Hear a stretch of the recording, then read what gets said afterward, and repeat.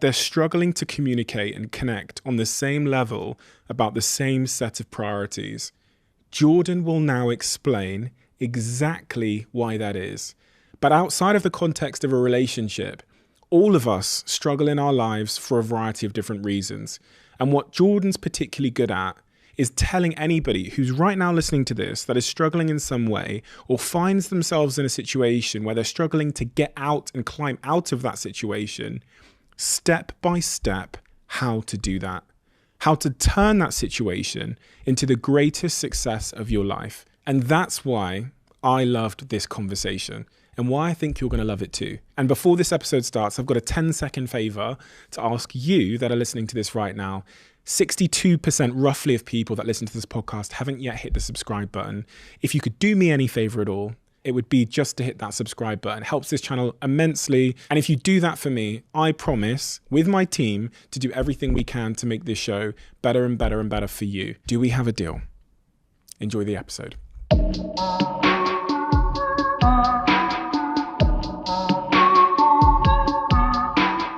Jordan, we had a conversation before and it reached tens of millions of people. And as I went through the feedback and the comments of that conversation, I found one that really stood out to me. Someone said, I had just days of will left in my body. I felt like a failure. I hadn't reached the potential I knew I had in me. Despite effort, I couldn't become the person I was so desperate to become. And then I found Jordan. And his unfiltered words pulled me from my darkest moment just in time. Now my life is in my hands once again, and I've built a career and a life I'm proud of. So thank you, Jordan. We may never meet, but you've saved my life, and my children still have their father because of you. It is one hell of an impact that you've had on just that single person's life. How do you receive such incredible feedback from a stranger you've never met? Well, when you were reading that, it's obviously a very positive thing to hear, but my mind immediately went to why that's the case. See, I've been in the fortunate position of being able to synthesize and then communicate a century's worth of clinical research and experience gathered by very many extremely intelligent and careful people. And then on top of that, whatever I've managed to gather being reasonably educated in the broader sphere of the humanities and sciences, let's say.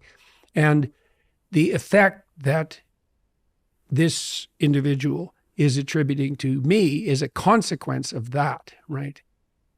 I've been successful because I've been a conduit of good ideas, and I have the ability to synthesize a lot of information and to communicate that to people in a way that's understandable. The person who made that comment, they were struggling for one reason or another. And one of the things you do with people who are struggling is you make the simple even simpler, because then they can get a toehold. Like if they're really barely able to move. I had one client, he had a hard life, man. He was like 85. He'd fallen off a ladder and broken his neck, and they had permanently fused it. So he was basically like this. He could hardly move. He was so depressed. He literally couldn't get out of bed. It was awful. And he was in chronic pain because of his broken neck. And so, the first thing I did with him was get him to sit up for like 30 seconds. That was it. That's where he had to start, And after, I worked with him when he was in the hospital. After 2 weeks, he was walking down the hall and able to sit up and read for, 5 or 6 minutes. And he got out of the hospital. He went home.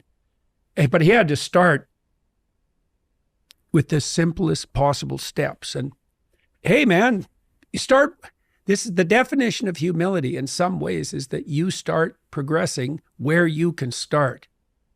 I think about this a lot because there's a lot of people that are objectively or subjectively down and out in their lives. That's how they feel. And it's often too intimidating to present them with the idea of climbing Mount Everest today, a proverbial Mount Everest. Like, just pick yourself up and go to the gym and work out and eat healthy, right? And that Yeah, no, that's not going to happen. It's like putting them at the foot of Mount Everest.